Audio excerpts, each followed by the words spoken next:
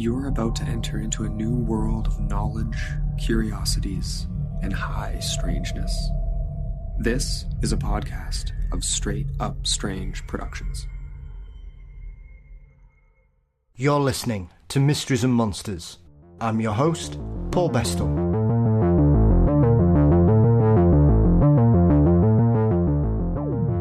It's a very warm welcome back as Dr David Clarke returns to the show with the continual revelations about the Calvine photos and the weirdness that weaves through it. David explains the leads he's followed, the evidence he's uncovered, the witnesses he's now spoken to, and what may come next. We will also dive into the folklore revival as David and his colleagues at the Centre for Contemporary Legend prepare to launch the first National Folklore Survey in the UK for over 60 years. But before that, of course, don't forget you can support Mysteries and Monsters by signing up at patreon.com/Mysteries and Monsters. $4 a month gets you ad-free episodes, guaranteed early releases, bonus content and more. Thank you to each and every one of you that support the show with your contributions. Mysteries and Monsters is across most social media platforms. Please subscribe to the Mysteries and Monsters channel on YouTube. You can also visit mysteriesandmonsters.com for episodes, news and links. You can also visit our exclusive merchandise store via TeePublic, and the links for both were in the show notes too. Our intro and outro music are performed by the marvellous Weary Pines. Thank you as always to Dean Bestall for his wonderful artwork, and the show is produced by Mr. Brennan Storr of the Ghost Story Guys. Ufology and folklore combine next with the marvellous Dr. David Clarke. The relentless march of modernisation throughout the 20th century looked to push folklore out to the margins, but yet the 21st century has seen a new generation embrace our global histories, and the essence of folklore seemingly seems to be growing back year upon year. And with this in mind, I am delighted to extend an overdue welcome back to the wonderful Dr. David Clarke. David, how are we? Fine, thank you. Great to be back on, Paul, and I'm amazed. It's, 4 or 5 years since I was last graced these airways? Absolutely. Well, you've been a busy man. You've kept yourself digging into things as I would expect from a man of your reputation, sir. You've been, it's not like you've been sat at home twiddling your thumbs. No, I wish I had sometimes. No time to twiddle thumbs. There's just more and more things to cope with all the time. But it's great. Yes, absolutely. Absolutely. I suppose, I mean, in essence, we've a lot to kind of cover in regards to the work that you're undertaking through the Centre of Contemporary Legend in regards to the rise of folklore, as I mentioned in the introduction. But I think, obviously, since we last spoke, there's been quite a lot happen to one of Britain's most notorious UFO incidents that seemed to be, as I remember you describing it at the time in the press, like a John le Carre novel in regards to the twists and turns and machinations that seem to be going on. And this is, of course, the infamous Calvine photo that seemed to be unsolvable, David. And yet, here we are, 4 years on from your incredible groundwork, along with your colleagues in tracking this down. And we seem to have another mystery now on top of, now we've got the photo, we need to know what's gone on after that. Yeah, we do. I mean, the last big development was The Guardian did a really big feature of Danny Lavelle from Manchester, who's actually writing a book on UFOs, which I think is out later this year. So he actually knows something about the background to the subject, which a lot of journalists don't. They're just coming to it, cold. So it was great that they took interest in, and they actually devoted most of their G2 magazine, the long-form journalism thing that they have in The Guardian to this. And I think that the interest came from James Fox's documentary program, because he had a big long section in there where he came to Sheffield. He saw we showed him the image that's now in our archive. He went up to Scotland. He's the only one that's actually been on site and interviewed Craig Lindsay. Did a really good job, although I completely disagree with James's interpretation of what is going on. He's definitely a dyed-in-the-wool ET believer and government cover person, and I respect that. I can see where he's arrived, how he's reached that position. But what I liked about him was he was willing to sort of come over here and actually talk to us, rather than just sitting on the other side of the Atlantic and sort of making out he knows what was going on. He really put some shoe leather in went up to Scotland, got a drone in the sky, and I really respect him for that, because no one else. I am absolutely amazed that up to now, the BBC have completely ignored this story. Even BBC Scotland have not run anything on this story, despite this photo, as you know, being in the Daily Mail, being all over the news, being subject to all these documentaries. I just find that utterly baffling. It's not a cover-up, it's just that for whatever reason, they've chosen not to mention it, which is a shame, because I think the thing we want to do is find the photographers, and I think regardless of what people think about the BBC now, it does have a big sort of local following in its various regions, and I just think getting something on BBC Scotland would be a good way of actually helping us find someone who knows more about the circumstances. Absolutely. I mean, it was quite interesting because I spoke to an old friend of yours, Malcolm Robinson, the other week in regards to his overview of the Bonnie Bridge incident. And obviously, as you were saying about the BBC's lack of interest in this particular story, the amount of times the BBC Scotland were doing like a live report from Bonnie Bridge in the mid to late 90s, David, is remarkable when you look at, especially this day and age, where they seem to have re-embraced paranormal television with the success of Uncanny with Danny Robbins, and obviously the other series that they've done on BBC Three looking into a few paranormal cases. It's almost as if they've kind of gone back to that which they hadn't touched for the best part of 20 years. But ufology is still, to the BBC, a subject that nobody seems to be comfortable covering properly. Yeah. Well, they see it as entertainment. That's the problem. And the whole Danny Robbins phenomenon is it's a stage act. I mean, it purports to be an investigation with this Team Skeptic and Team Believer thing, which I absolutely hate. But it sort of means that whenever anything else comes along like this, whoever makes the decisions in the BBC say, oh, we don't want to do anything about this because Danny Robbins has done it. That's something we can just leave to Danny Robbins. But Danny Robbins isn't covering this subject in the depth that it deserves.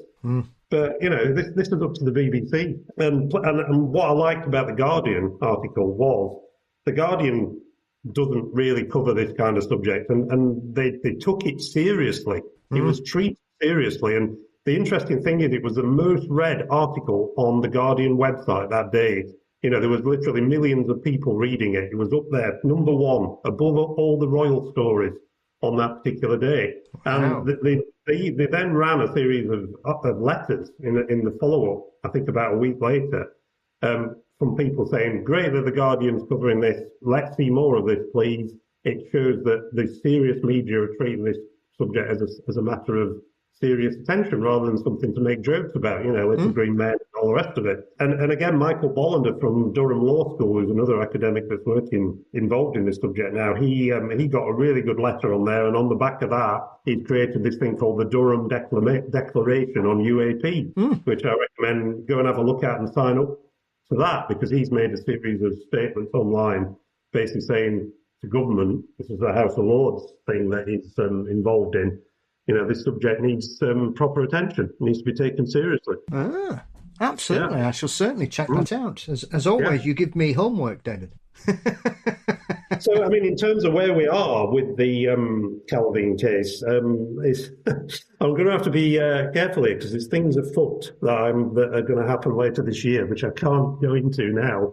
But, it's the 35th anniversary of the photograph in August. It was August 1990, and we're still on we're still trying to track down the photographers, and this is the most bizarre aspect of it. And I think this is what was in the Guardian article that Danny Lavelle picked up on, and the fact that how can the photographers have disappeared so comprehensively as they appear to have done? And my view is that they haven't disappeared, that they are around. It's just that for whatever reason, they don't want to talk, which I find baffling, given the fact that their photograph, and they own the copyright to the photograph, is all over the world. So if it was a hoax, as it may, it's not impossible it was, why say nothing? And why is it that no one, I don't know, everyone has relatives, don't they? Friends, ex-girlfriends, people who work with them, etc., etc. Why has no one come forward except one person, Richard Grieve, who's the guy from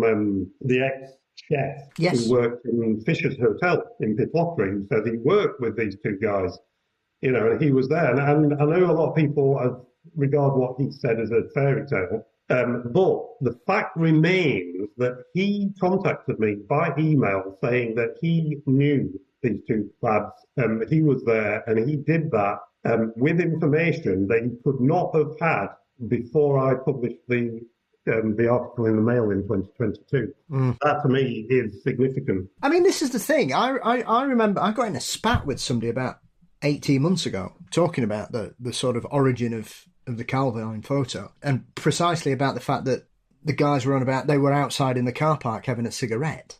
And this guy was, well, there isn't a car park there. And I thought, okay, well, that's very easy to check. So I checked it, and there is. And I said, well, what's this? Oh, well, that's not a proper car park. Well, it's a car park, isn't it? Oh, well, that's not what they meant. How do you know? You don't know them. What are you talking about? So now you've got people claiming that car parks don't exist in regards to this because they're so adamant that the story isn't true. And you've seen so many people put forward their theories, such as the rock in the river, it's a hoax, it's a Christmas ornament, it's all this kind of thing. And I think it baffles me that they've essentially ignored the bits of supporting evidence in regards to the work you guys have done in regards to analysing the photo, looking at the authenticity of it, finding the guy that had the only surviving original photograph of this.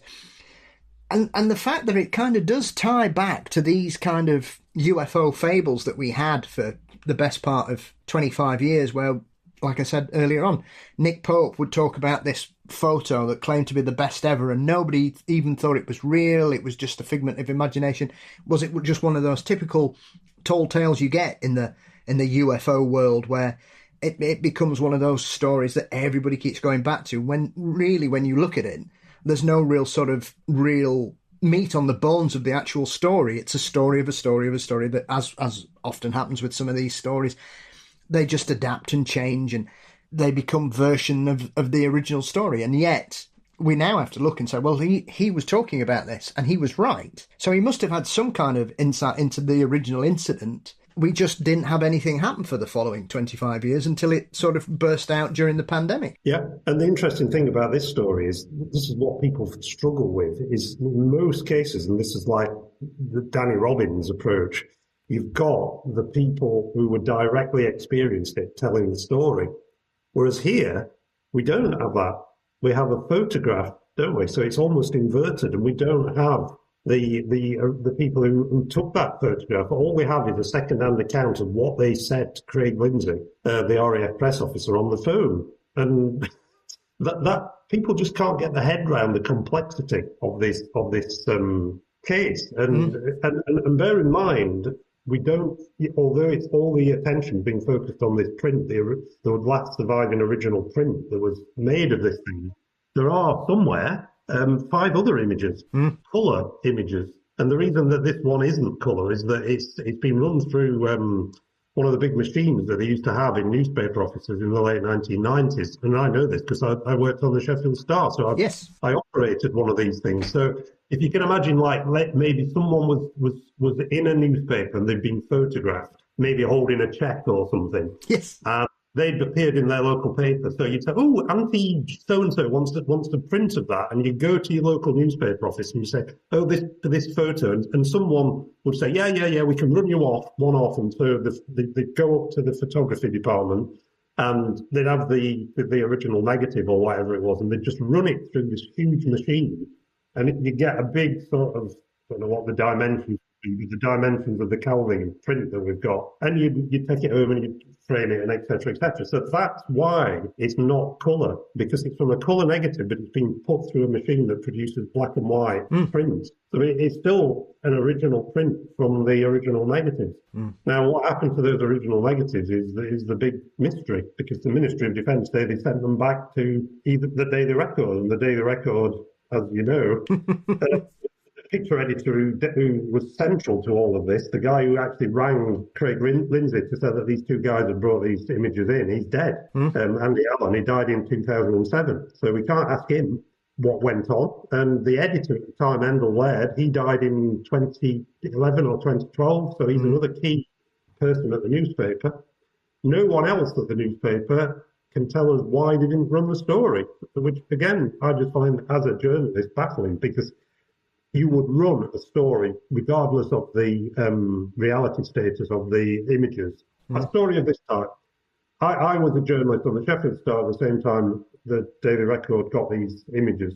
If somebody had brought those images in, it would have been right next day, front page. Doesn't matter what the RAF say, whether they say it's a fake or not. The pictures are amazing. You get them on your front page straight away. Yeah. You know, so I find it baffling. That is the thing that really gets me. I think the thing that strikes me most about this, like you say, it would have been very easy for these two lads, especially at the period that the photo was taken and everything that happens in the decade afterwards. I mean, the 1990s, it was UFO central all over the world. It was popular culture. It was one of the biggest shows in the world was focused on it. You had conferences all over the place. You obviously, you know, we had the UFO conference in Sheffield in the mid-90s. Even had John Keel as guest of honour come over. Our friend Philip Mantle. So in Scotland, you've mentioned the Bonnybridge Triangle. I mean, that was huge. I mean, and that, don't forget, that was about 1995, so it was well after this story. And the amazing thing is, Malcolm Robinson doesn't know anything about it, does he? And he was Mr. Scotland. It managed to pass him by. And the same picture editor, Andy Allen, who dealt with this, was actually talking to Malcolm regularly, because in the MOD files, there's other stories that were sent to the Daily Record that Andy Allen sent to Malcolm Robinson for comment. So get your head around that. So why did he never mention these photos? It is, because obviously when I spoke to Malcolm recently, we were starting about the genesis of Bonnybridge, and obviously there was sightings in the 80s, and then it all kind of kicked off late 92. But in the book that he's co-written with Ron Halliday, they're talking about these press reports that start at the end of 92. So the Scottish press were interested in UFOs 2 years after Calvine. And obviously the Daily Record at the time was, I'm not sure if it still is, but it was the biggest selling daily in Scotland, because obviously it's the sister paper of the Daily Mirror that we've got in England and Wales. So the Record had a massive reach. It was Scotland's #1 newspaper. They did cover other weird things. I mean, they always covered stories about Nessie. They'd always cover stories about haunted locations in Scotland. They covered Bonnybridge all the way through the decade. Calvine, they didn't even go back to it. You would, like you say there, if you've got the editor liaising with one of Scotland's most notable ufologists throughout that period, at what point do you think about mentioning Calvine? Surely you would say, well, what do you think about that? Which then suggests what went on in this original thing, because you've got this RAF are saying one thing, Daily Record are saying another. We've never heard from the witnesses. We don't know why that story didn't run and where the other evidence has gone. It's so perplexing. It is, and this is what interests me. And I mean, during the course of the last 5 years, I've had contacts with all kinds of people from what shall we say, ex-MOD, who contacted me about this and said, you know, keep pushing. You know, it was a genuine photograph. There's no two ways about it, and you know, something's gone on there, you know, and you need to get to the bottom of it. And in fact, he was talking to one of these people, someone who worked closely with Nick Pope, who also had the photo as a big poster on his wall, who basically mentioned this to me and reignited my interest in it after I'd spoken to Nick Pope about it back in 2001. When I interviewed him in London, and he was talking about it then. And then when that really crap, grainy photocopy emerged in the Ministry of Defence papers, you know, at the National Archive.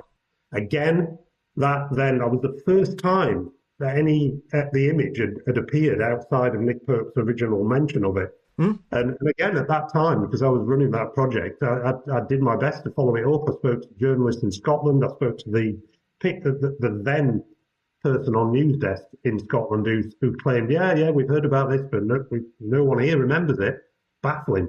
Couldn't get any further with it, and I had loads of other things to deal with from the files, as you know, so I just let it run. And it wasn't until, I think it was 2018, that I actually came across the name of this chap who worked on UFOs in British intelligence. I won't go into how I got his name, but he was more than happy to talk to me. But I didn't. When I contacted him, it was just to ask about the subject and his involvement in it. And we just talked for quite some time about the general daily duties of the job. And Nick Pope, he's had all the attention. But it was me who did the work.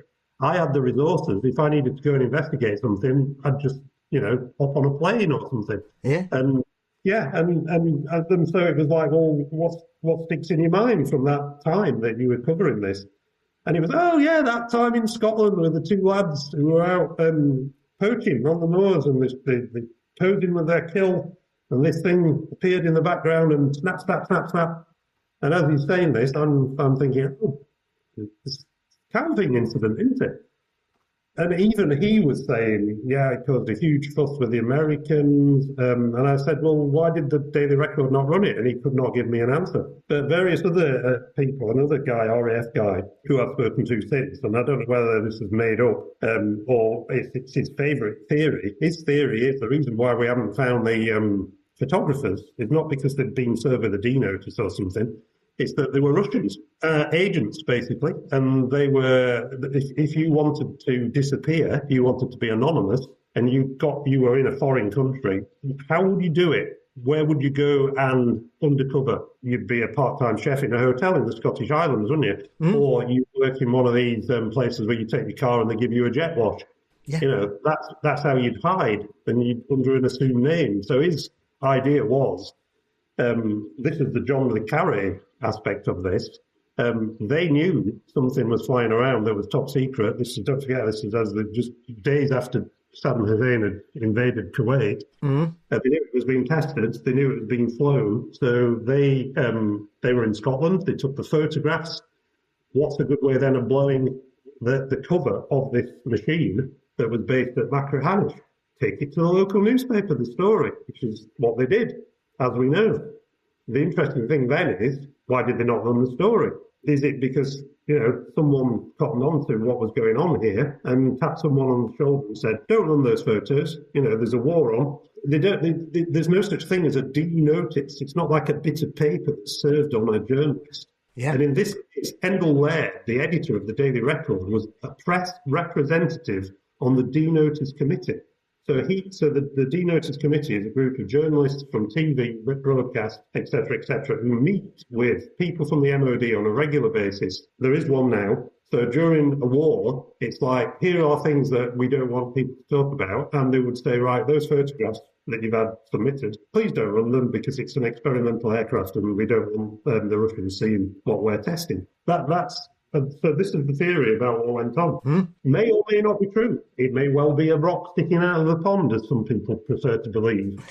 Yeah, but to me, as a journalist, I know what appeals to me more, and I think the circumstantial evidence supports that something went on, maybe not as elaborate as I've suggested there, but that isn't my theory. That's someone ex-RAF who came out with that one. I mean, it was a strange period, that as well, because I remember it quite well, primarily because I was at college, and I remember being absolutely baffled as to why the media had to not play certain songs, that certain bands had to change their names, because they were all war-related. The two key ones I remember, a Massive Attack, were not allowed to be called Massive Attack. They had to change their name to Massive for about 6 months. Bomb the Bass had to change that. He became Tim Simonon on his own until the Kuwait conflict was over. I think a band called Little Angels, who were a rock band, they had a single out at the time called Spitfire, which just bombed because it wasn't getting any airplay, ironically. And so when you're 19, David, and you've grown up in Great Britain, you really... I was very surprised by this kind of suppression and tailoring of terms that could be used, because I was thinking... Ironically, I was thinking, we don't live in Russia. I'm sure people aren't going to get frightened because they hear a song by Massive Attack on the radio. And it just shows you, we're talking about 35 years ago. And yes, the fall of the Soviet Union, as it was then, was in full swing as well. So you'd got all that kind of mini conflicts bursting out all over Eastern Europe.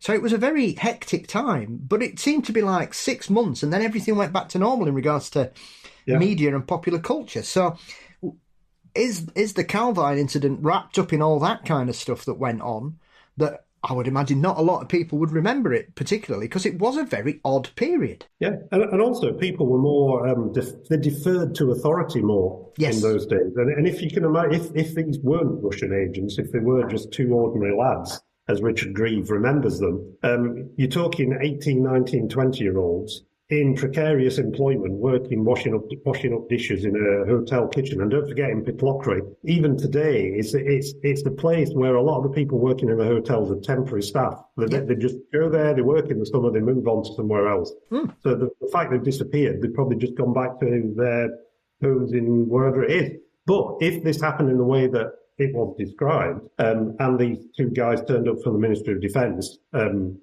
said, right, we don't want you talking about this. You can imagine two 18 and 19-year-olds being questioned by two guys in a car that's come up from London or wherever, or Edinburgh, with official-looking passes, and, you've seen something that you shouldn't have seen. This is, there's a war going on in the Middle East, and you were up to no good. If they were, it's true that they were out poaching. You can see the way the conversation would have gone. Right, well, we won't tell the police about what you were doing. You just put your signature on this bit of paper here, which is like official secret site, which, again, has no standing with civilians. As civilians, they should not have been coerced into signing anything. But, maybe they were so scared about this, maybe money was exchanged, and so even 30 years on, they're thinking, what's in it for me? To come out and tell my story. I made this agreement at the time. I don't want this dredging up. I've got a new family now. I'm whatever. I don't want to get into a load of trouble. I don't want TV camera crews showing up outside my house and a whole bunch of UFO fanatics turning up asking me to tell the story. So you can see why someone in that position might just think, I'm saying nothing. I'm keeping stum. What's in it for me? Yeah. I mean, even the fact that nobody's come forward and said, yeah, it's a hoax, doesn't make sense, because that would be the easiest way to put it to bed, would it not? I think so, yeah.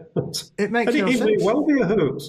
I mean, another scenario is that it was a prank of some kind. I mean, a very sophisticated one, but then there have been lots of sophisticated UFO pranks. Maybe they were just, let's create a UFO photograph. They took it to the newspapers thinking that they were going to make some money out of it. Little did they know, within a couple of days, it's at the MOD. The MOD are then sending people up to Scotland to interview them. They'll be thinking, oh my God, what have we triggered off here? Oh, we want this to go away. Don't want the record to run it. It's all these things. But either way, it's a cracking story from the point of view of its value as a story. Yeah. Well, that's the other aspect as well. If the RAF came up and put the kibosh on them, surely it would be better for them to say, oh, well, it's just a hoax. We were just having a laugh. Yeah. And that would be it. Instead, what you've got are all these additional bits after that point of the MOD and the UFO desk treating it with great reverence, and everybody saying it's the greatest picture ever taken. Well, it's difficult on this because these so-called technical experts at the Ministry of Defence have been fooled before. And if you think about the Condign report, in the frontispiece of that is the hoax photograph from Belgium, the triangle that was a styrofoam, and they've got it down as a genuine UFO photograph. So the idea that, the Ministry of Defence can possibly be fooled by a photograph, we can go, how far do you want to go back with this? Alex Birch, 1962, a young lad with a tiny camera. I don't think the Air Ministry were fooled for a minute, but they couldn't also say that he was lying. So there's a long history here. Yeah, it's not sort of like cameras take pictures of things that are actually there. There's a whole story behind this. But what I would say about Calvine is that every single one of the people I've spoken to in the military, well, not every single one, there's one deferral, have said, this is a genuine photograph, it's not a hoax. So that was the first thing I said to this guy, this intelligence officer who came out with this, unbidden, without me asking about it. I said, well, it's a hoax, isn't it? And it was like, definitely not a hoax. This caused us an enormous meltdown with the Americans because they could not believe that their top secret reconnaissance platform had been captured by two guys out on the moors in a series of photographs. So, and Nick Pope has said the same thing. He said, from what he remembers. Don't forget, he wasn't the desk officer at the time. He arrived afterwards. It was Owen Hartop who dealt with the case. It was him who put the photo on the wall that Nick Pope then saw when he arrived to take over the UFO desk position. But that's beside the point. And also the print that we've got, the analysis that Andrew Robinson's been able to do here at Hallam University. I mean, he's looked at all of the classic photos, the Alex Birch one, the Stephen Pratt one from Conisbrough, they're all, you can immediately see, using modern analysis techniques, of which I know nothing, but Andrew knows a lot, how they've been produced, painted on glass, etc., etc. I mean, the three big ideas that have been put forward for the Calvine incident, this idea of it being a rock sticking out of a lock, for instance, it being a dangling model from the tree, and the thing about it being a temperature inversion with the mountain sticking out, not a single one of them stand up to even remote scrutiny, looking at the original print. They've all got, it's basically Occam's razor in reverse, in that to actually apply, there's so many things that have got to happen that don't fit in with what we know the circumstances were. And the one that's most likely, I think, is the thing about it being a model dangling from a tree. But even if it was, you've got, let's say they've got the diamond thing, the Christmas ornament dangling from the tree. You've also then got to have someone with a fishing rod, which is what I've tried to recreate, with the Harrier jet going around it like that, and apparently on one of the other prints that we haven't seen, there's two Harrier jets circling around it. So you've got a dangling object, you've got two guys with fishing rods, or maybe they waited for the two Harrier jets because they knew it was an area where low-level jet practice happens, and it is. Maybe they set it up so that these two jets came in, and then they put the dangling object in. But, I mean, the level of planning, and isn't it just easier to believe that they were where they said they were, and they saw this silent object with the two jets circling around it? That has got the fewest assumptions. So it's either that or it's a hoax. There's no middle ground with this one, and that's what I like about it. I mean, it's ironic you mentioned Belgium, because I know the guy that took that picture did an interview a few weeks ago and said the hoax story is not true. I was forced to say that.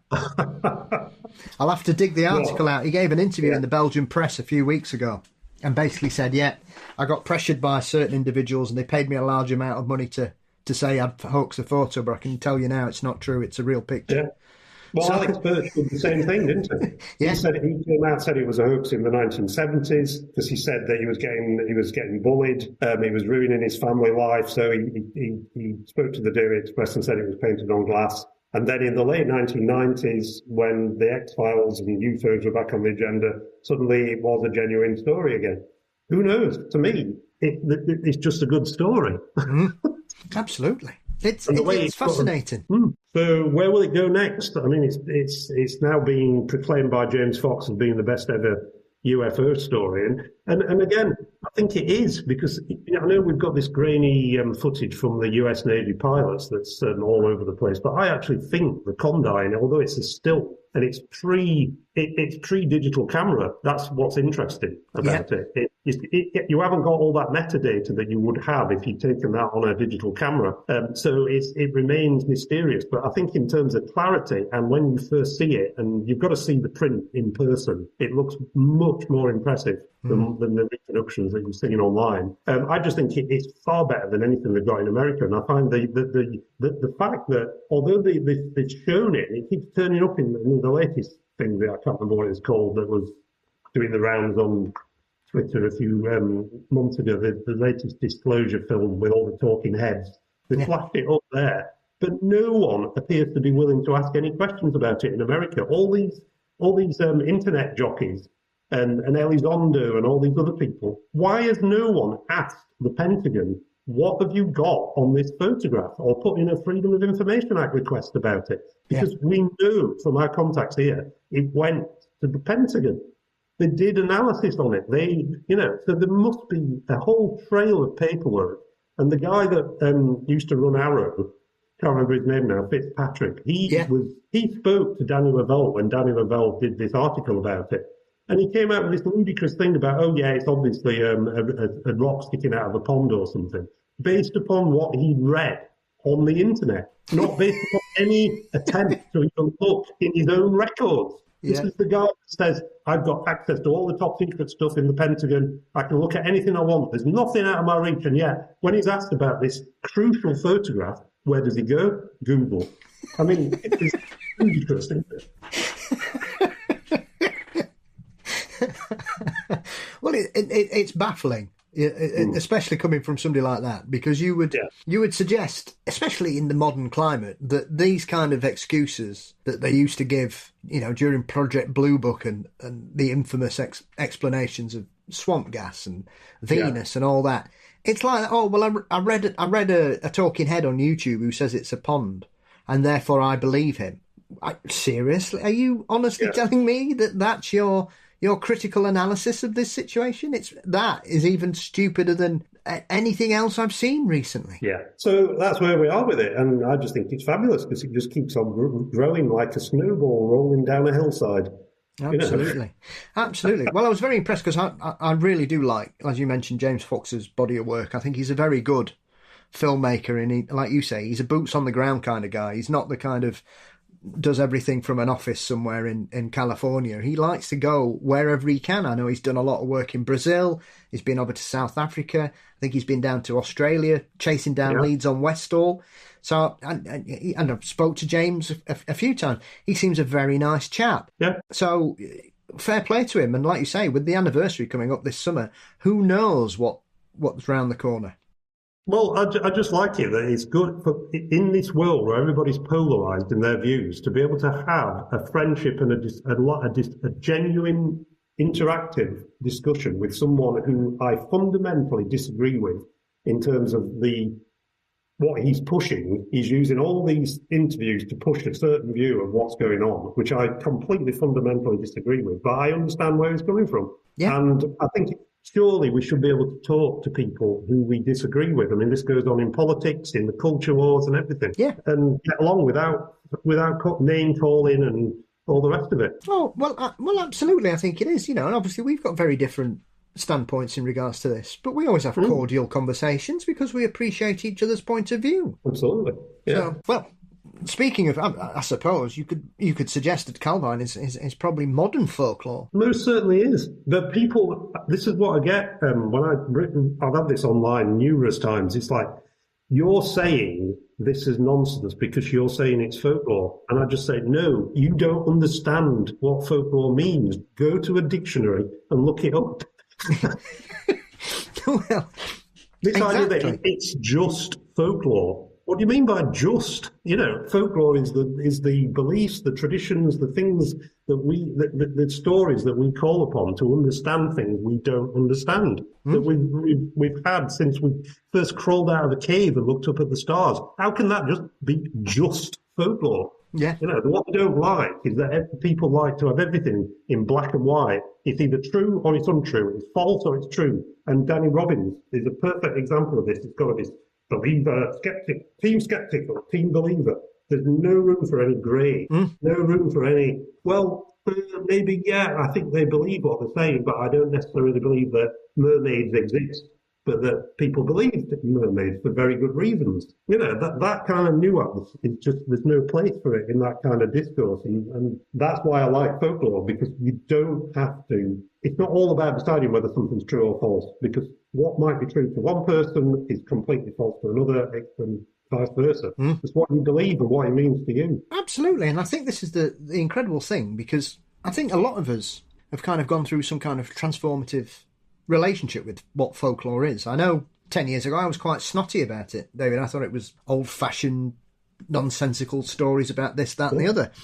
Reading a lot more, meeting other people, speaking with people, diving into this, doing this show, has completely turned me around 180 degrees. I am fully embracing it. I love it all now. I find the subjects we talk about, I understand how that fits in the pantheon of folklore, because it is. We're talking about experiences, about belief systems. We're talking about fundamental change in the way people see the things around them that we often can't explain. And for someone like you, as you say, when you started as a journalist, you've covered 2 or 3 very notable local stories here. We've got the Crying Boy pictures. I can't see one without thinking of you these days, David. And I was in... I'm not crying yet, though. Not yet. The day is yet early. And I had to laugh. I visited the new Red Brick Collective Market near Bramall Lane the other week, and there was the Green Lady. Oh, was there? Picture in there for sale. I've got that in my room, yeah. I can't pronounce the Russian artist's name, but you know what I mean. Absolutely. Absolutely. Yeah. And I remember when you did the folklore conference about 5 or 6 years ago, and you fetched a collection in. And even with the learned people there and the fact that we had got the whole evidence as to why these pictures didn't burn and whatever, I still found it really amusing to see people go out of their way to essentially push themselves flat against the wall to get past the pictures, David, even though we know why they didn't burn. It was what they were painted on. Well, I remember the very last 14 Times On convention back in 2011. Andy Roberts and myself did a talk on cursed stone heads, you know, these like the Hexham heads. And we'd actually bought one of these things at an auction, this head that had been dug out of this at the grounds of a hall in West Yorkshire.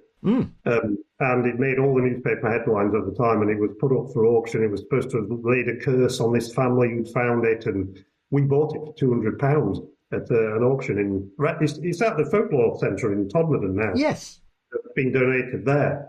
But we took it to London, and we had it on display after the talk, and we basically dared people to touch it because, you know, they'd be cursed if they did. And these learned folklorists and my wife, some of the people that were there, just like you said, Paul, they would not go near it. No one wanted to, well, some of them did, but others just didn't want to touch it. So the idea that people don't believe in these, you know, these long gone superstitions, and these are all things in the past, never. They're here now. You know, I mean, on this survey that we've just completed, that's going to Ipsos UK as we speak, there's a load of questions about things like, you know, if you're walking down a street, you see a ladder, do you walk underneath it or do you go around it? You go around it. Oh, there you go. Yeah, so it's all old stuff that no one believes in anymore, but we all... I mean, and in the 19th century, the learned folklorists, the people who published the learned journals on the subject, they were talking as if this stuff was only things that people in the countryside, ignorant peasants, believed in. You know, we educated Cambridge scholars, of course, we don't have any folklore, you know, and yet they were all involved in their own little traditions and customs in the colleges. You know, M.R. James telling ghost stories at Christmas and all sorts of stuff. So everyone has folklore, and that's certainly peaked. It is remarkable how some people view little things that they do as not being folklore. As you say, like going around a ladder. Touch wood is another one. Touch wood. Yeah. I mean, what?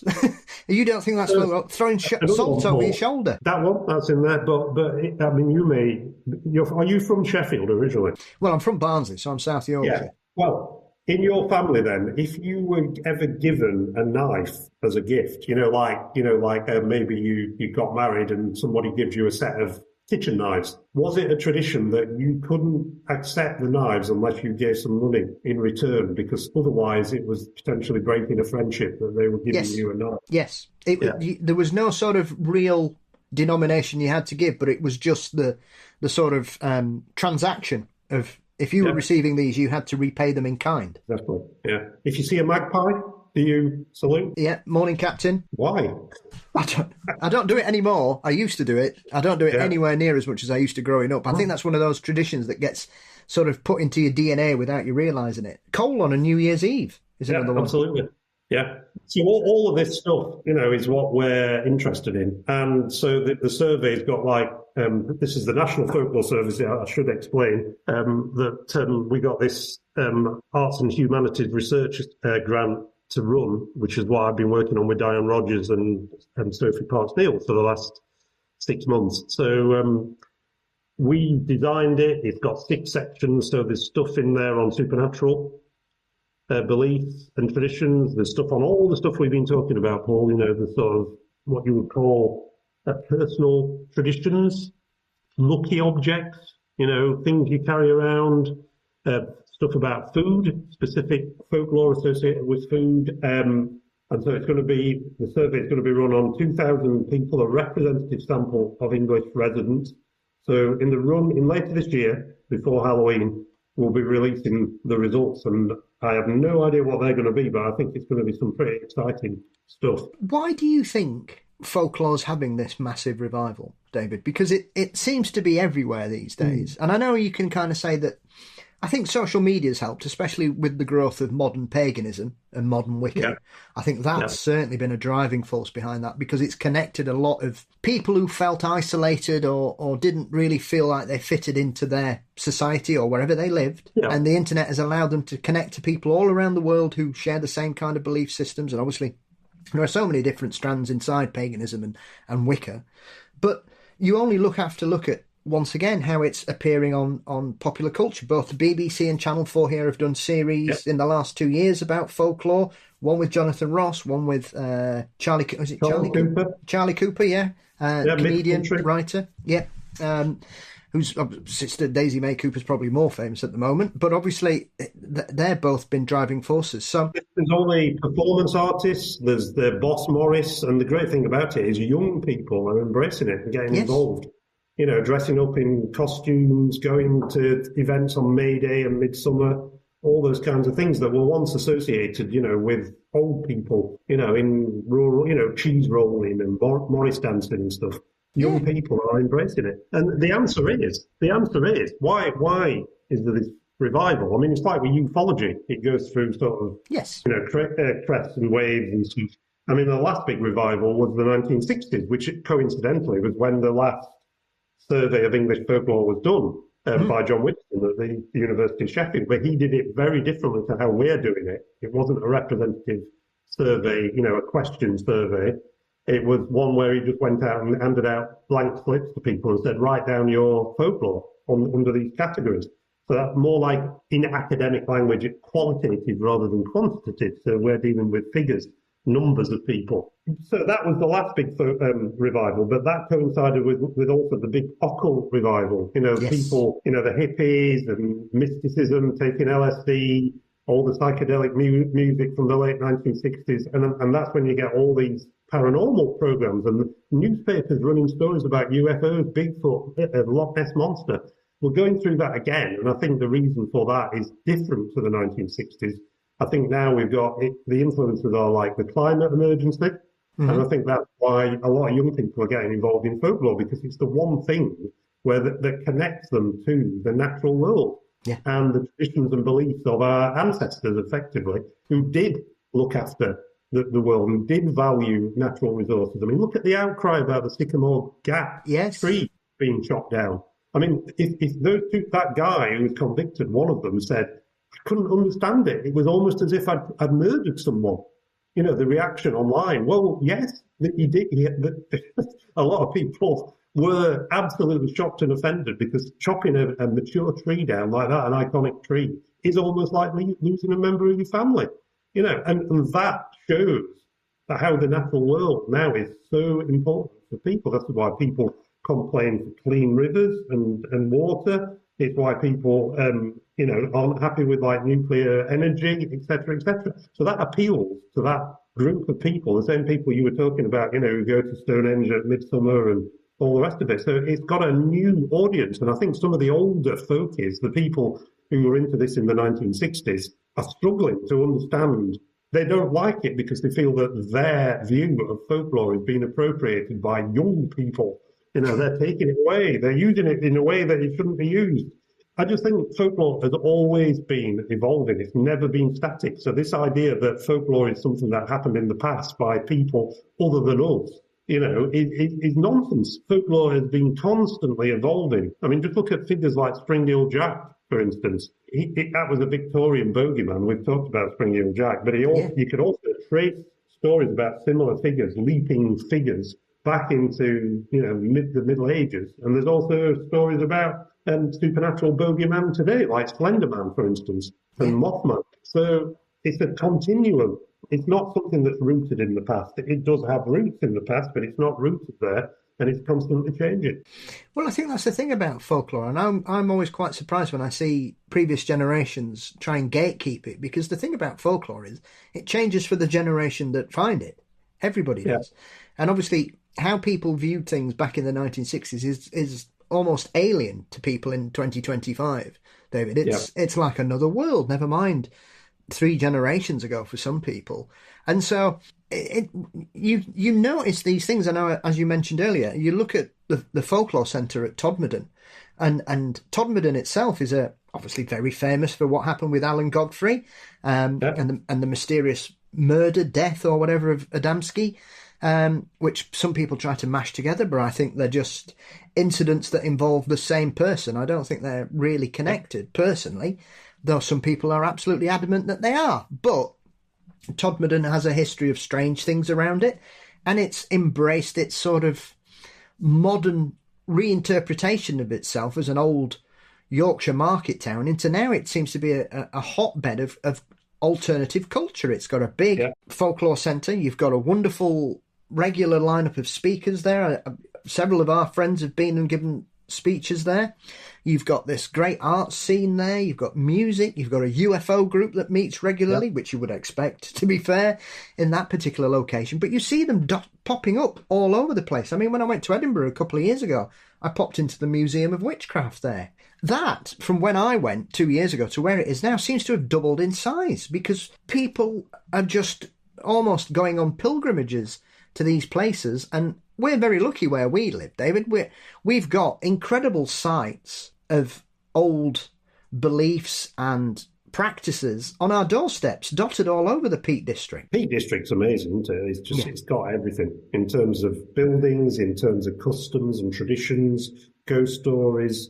You're literally falling over them wherever you go. And people are getting more and more into this, and not just in an exploitative way as well. What I'm finding more is it's like this idea that they've even tested this, haven't they? That people are having mental health problems, going out into nature, sitting in a forest, watching the sun come up is far better than any tablet you can be prescribed by your GP, And so we've actually literally had people coming in and saying, folklore has saved me, getting out into the countryside, immersing myself in all this is the thing that's turned my life around. And so it's all about resilience as well, and about coping with all the pressures that everyone is under in this crazy, mad world that we live in. Folklore is almost like sanctuary. It's something that is, although it's changing, it's also unchanging as well, because it links backwards into the past and looks forward into the future. I can't think of another subject that is that immersive and that positive. I mean, it's not entirely free from the dark side, but, I think it's largely a very good thing. And it's something that if you could prescribe it and get your GP to prescribe it for you, it would do you a world of good. Absolutely. I mean, like you say, it's amazing because we've got these sites all over the place where we live, but also it's in some of the most beautiful scenery in the United Kingdom. And these places are very busy in summer, especially. I noticed primarily during the pandemic how many people really re-embraced nature when we were sort of let back out of the house, David, that first one. I remember we went for a walk round Ladybower and we gave up after half an hour. We couldn't find anywhere to park. Oh, yeah. It was like Sheffield had just gone to Ladybower the same day. I mean, pre-COVID, you could go to Fairhomes, which is the big National Trust, not National Trust, but it's the big car park, Severn Trent. Yes. At the big reservoir complex just between Sheffield and Manchester. And I mean, I used to go out there all the time, constantly. Now, on weekends, forget it. You can't get anywhere near it. It's like Glastonbury Festival. You need to go on foot, really. Yeah, I suppose. I mean, whilst we can feel a bit disappointed in its popularity now, that's a great thing to see. It is, but there's also problems it's creating. The Instagrammers and the TikTokers who are going to, like Mantor, for instance, has become this place to go to see sunrise because people have posted this on Instagram and all the rest of it. And now you go up there now and the roads are double parked, jammed. Police are having to tow cars away. Yes. And there's got to be a limit to this, but it seems that we've exceeded that limit. So places can be damaged. And I know I put quite a lot on Facebook, which you've probably seen. I've been out on the weekend and I've visited this place and that place. Just this last 2 years, some of the places I've been to, I've actually before pressing send, I thought, do I really want to tell people about this? It's nice, it's quiet, it's somewhere I can go, or other people who know about it, who are serious about the subject, they know where it is. Do we really want crowds of people putting, this is that amazing carving on a stone somewhere. Oh, look at it, I've been up there. And then you get thousands of other people coming. The next thing you know, it's been vandalised or stolen. Yeah. Yeah. So, yeah, it's great that people are getting out there, but a lot of these people have never been out in the outside towns and cities. They don't know how to treat the countryside with respect. And, some of the stone circles, for instance, get an enormous amount of hammer. People have spray painted stuff on Avery stones, they light fires, they bury crystals. And these people might think that they're following ancient traditions, but they're not, because you would not disrespect a 4,000-year-old sacred site by burying a crystal there. I'm sorry, I just don't accept that is a genuine tradition. Yeah, absolutely. I mean, it is striking because it's something I've always really enjoyed history and archaeology, and I've always found certain sites really powerful, David, when I've gone there, depending on when you go. And I remember a couple of years ago, we went to the Lake District, and we were stopping near Castlerigg, which is obviously one of incredible stone circles that we've got here. Yeah. And we went up there on a Sunday morning in August, and it was almost as if you could put your hands up above your head and you could touch the sky. And it was one of those perfect moments where I could imagine somebody building that site on a day like that and thinking that they were close to heaven or whoever they wished to speak to for whatever reason in that particular area. It gave me a far better sense of my position in that area at that time. It felt special because of the way the environment had sort of played its part on top of the positioning of the stone circle. It was amazing. Yeah. I mean, and they are perfectly sited in the landscape, aren't they? I mean, and I was reading something the other day where someone had looked at the stones and how they perfectly mirror the mountains in the background. Yes. And then you've got that amazing shadow path that appears at midwinter, which I've never seen. I'd love to see it, where there's one of the stones casts like a big long shadow into the circle. And you can, if you were there and you weren't surrounded by Instagrammers, you might be able to sort of think that you go back and imagine that you were there 4,000 years ago. Yeah, yeah.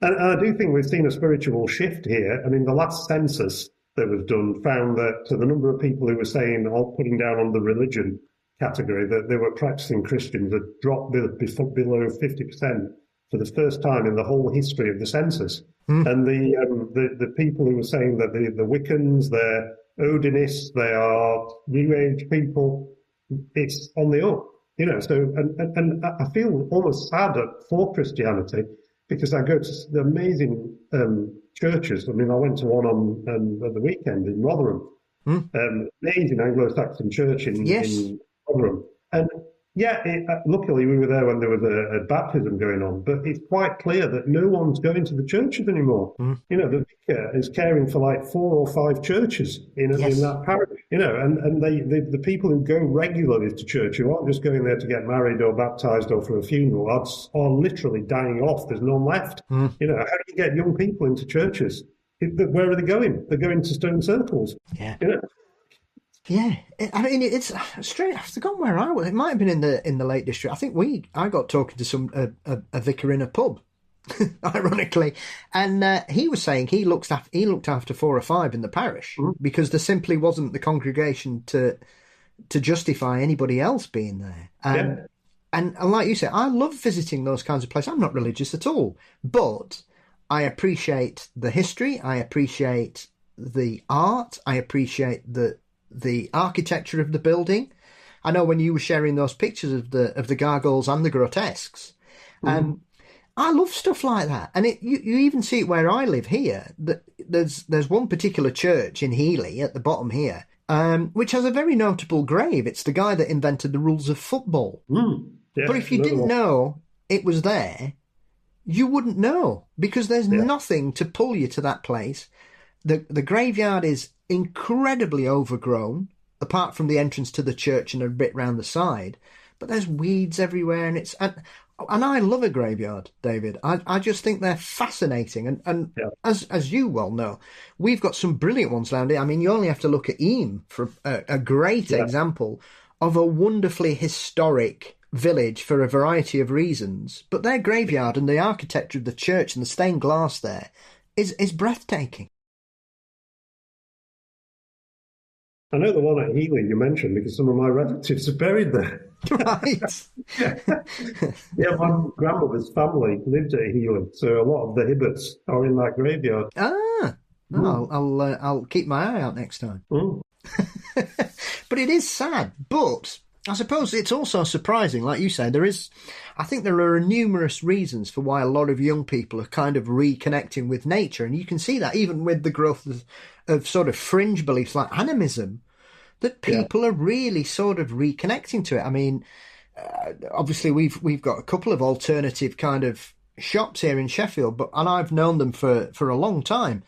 Even I, knowing people that I know, have seen more and more people are going there for candles, crystals, tarot, spiritual guidance in a variety of fields, celebrating specific dates in the calendar, really sort of embracing that side of their sort of belief system now, which was the kind of thing I expected to happen after the late 80s, and sort of rave culture kind of gave that kind of youth a rebirth where they were kind of reconnecting with people around them and trying to drop out of the society and how fast-paced the world was going at that time. And then it kind of pulled them back in again in the sort of 90s. Now, it seems that people have really drawn a line in the sand and gone, no, I'm going this way. I don't like the way the world's going. Well, I mean, when I've been asked about this by journalists, about how do I account for it? We've talked about the climate thing, but also I think it's an anti-technology pushback. I think it's this thing we've got ourselves into now. When we talk about COVID, I just think you just walk around. It's almost as if something's come down from the sky and taken over people's minds. There's people wandering around looking at their phones and in their own little bubbles, and they're completely detached from everyone else except their little thing that they're involved in online. And it's doing people's heads in, literally. It's just so bad for mental health. It's not what human beings should be doing. Human beings want to relate to other people, and people are retreating into themselves, and it's not good, and it's contributing to this mental health pandemic that we're in the middle of now. Whereas if you get involved in the sort of things we've been talking about, connecting with nature and doing things as a community, that's where human beings came from. It's what is natural to us. So I think also it's this idea that science, all the fantastic benefits that science has brought us, and I'm not trying to decry any of them, penicillin, rockets to the moon and all the rest of it, but this idea that science explains everything, that, and anything we don't understand, eventually we will understand. I think that is the most corrosive thing you can say to a human being. It's taking all the enchantment out of the universe. What is wrong with fairy stories? Telling kids that Father Christmas exists, believing that aliens are coming to visit us and looking after us, or angels, whatever. These are the things that give meaning to existence. You take all that out, like back to the Calvin thing, these ultra debunkers who, this thing that stands out from that story for me, the people who just cannot accept that photograph could possibly be of a genuine unidentified flying object in the sky. No such thing exists. Neither do spy planes. Therefore, it's got to be a hoax. All we've got to do is just prove it's a hoax. That's an example of how the enchantment has been taken out of everything, and then you get the people pushing back and won't believe. And although I don't think you should just believe blindly in anything, that gets us into some serious problems. You can justify exterminating people, etc., on the basis of something that's written in a book, written thousands of years ago. But enchantment is important. It's important to all of us. And when you take that out, people will push back. Enchantment will find its way back into our existence the more you try and eradicate it. So that, to me, explains why we're going through this folklore revival. I just hope it lasts however long it needs to last. Absolutely. I mean, I've been really surprised myself about how much has always gone on in many things have been going on here in Sheffield, for example, that I was completely unaware of until the last sort of 2 or 3 years. The sword dance over at Grenoside is a prime example of that. And I think you went, was it Boxing Day last year? Yeah, well, I used to go to the one at Handsworth because that's where I was born and brought up, and they've got a sword dance there. And I was aware of the Grenoside one, but I didn't go because it was very, you're from Handsworth, so you go to the Handsworth sword dance. But I've since moved I moved to Crooks and Walkley, which was near a Grenoside, so I started going there because it was simply easier to get there on Boxing Day. and I got to know all the Grenoside team, and it's very different to the Handsworth dance, and they've got that ritual beheading thing that they do as part of it, which is really distinctive, and it sort of builds up to this crescendo. I just love it. I just love going to see them, and they came along and did a performance at the Urban Legends conference that we had here at the Sheffield Hallam back in 2023, and they just went down a storm.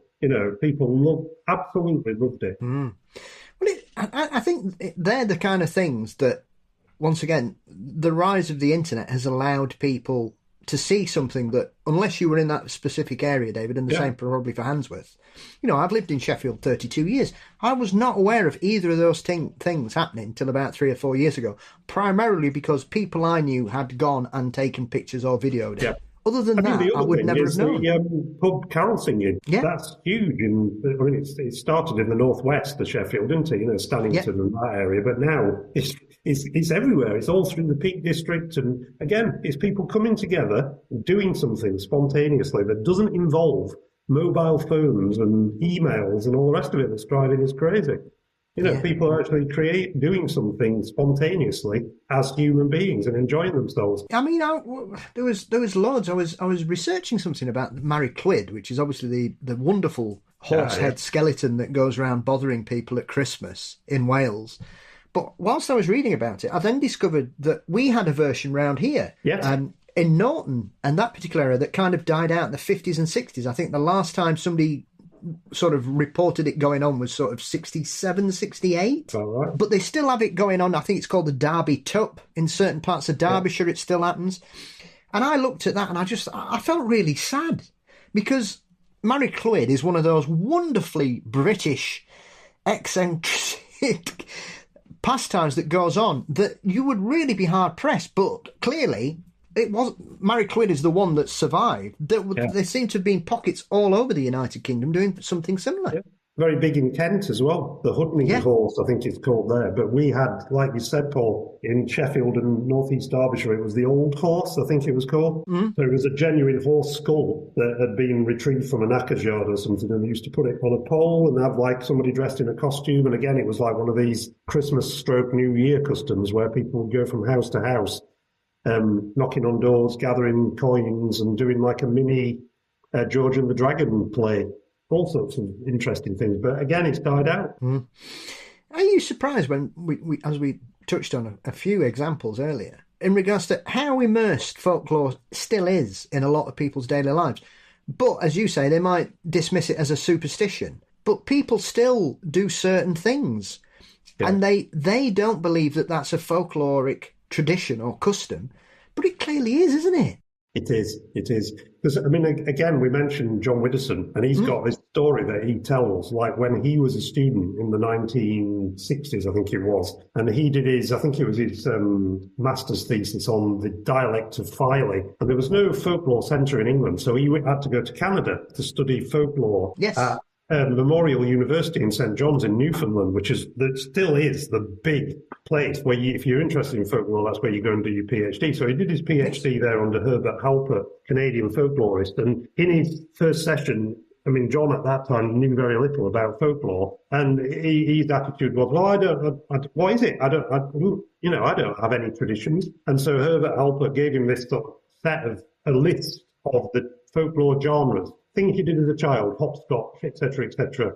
Things passed down through the family, all the things like what we've been talking about. Traditions, beliefs, customs, superstitions. And John filled this in, and he was at it for hours, and a massive big list. Gave it back to his tutor, and he said, "And you say you've got no folklore?" It's a cracking anecdote, but like with the survey we're doing now, I've given it to people who told me, "Oh, I don't know anything about this. No, folklore is something I don't know about." They come back after filling it in. It's like, "Oh, yeah, I forgot all about that. My grandmother told me X, Y, Z."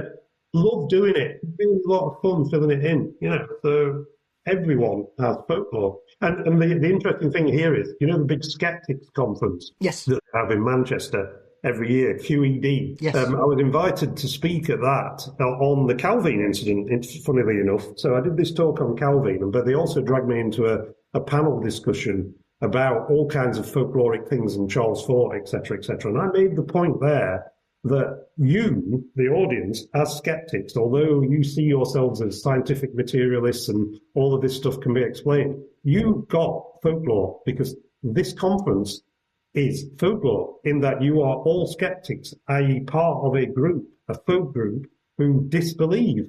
And you have your own traditions in that you come to Manchester every September to have your conference, and you do things. You stay in a hotel, you have certain things that you do on the Saturday night and on the Sunday morning. That's folklore. And he was like, what is it? Oh, my God.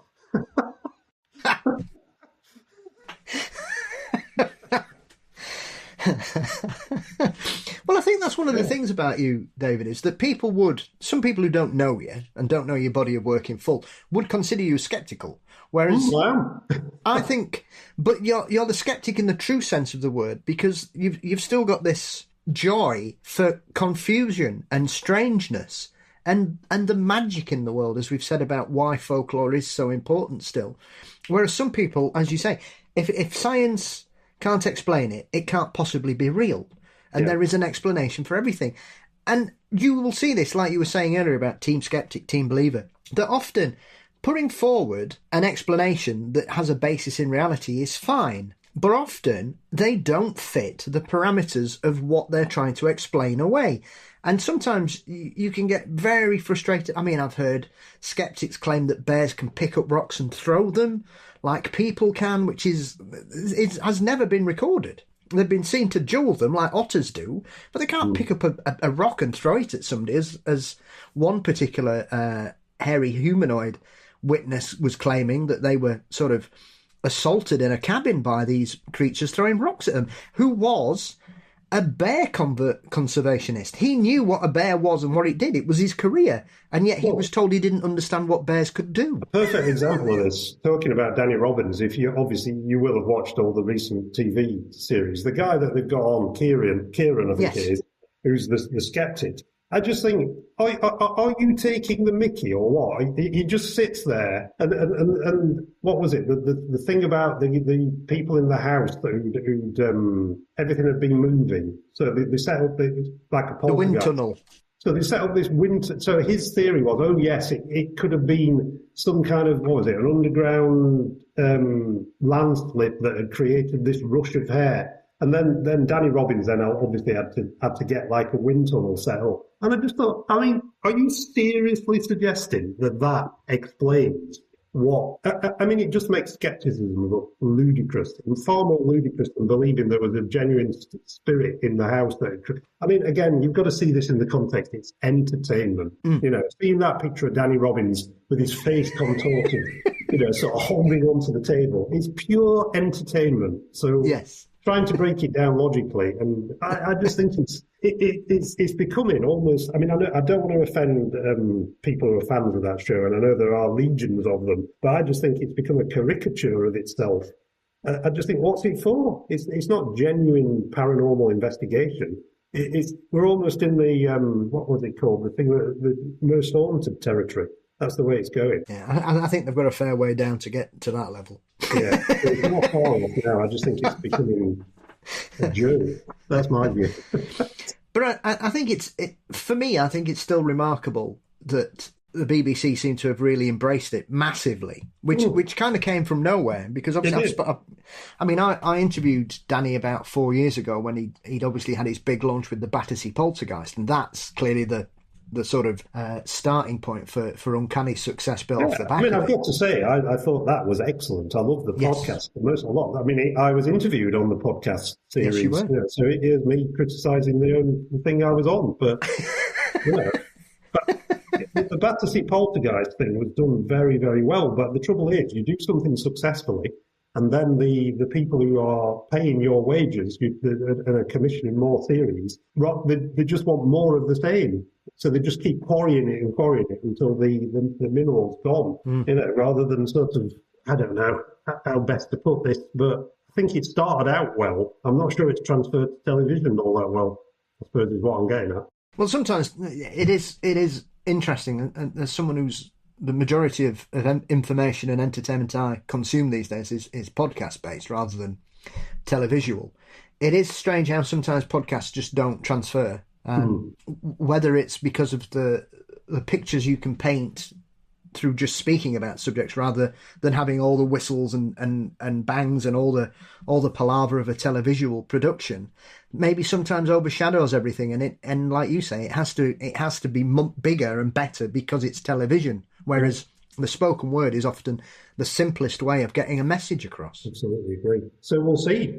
Will the folklore revival continue? I hope so. I mean, before I let you leave, David, what's the one thing that you've discovered through this journey over the last 5 years that you've surprised yourself about, or you've really embraced and sort of immersed yourself in a particular tranche of folklore that you wouldn't have considered when you remember those heady days of dealing with terrified families fleeing from haunted pictures? I think what I've arrived at is that, to use a Yorkshire phrase, there's no to strangers folk.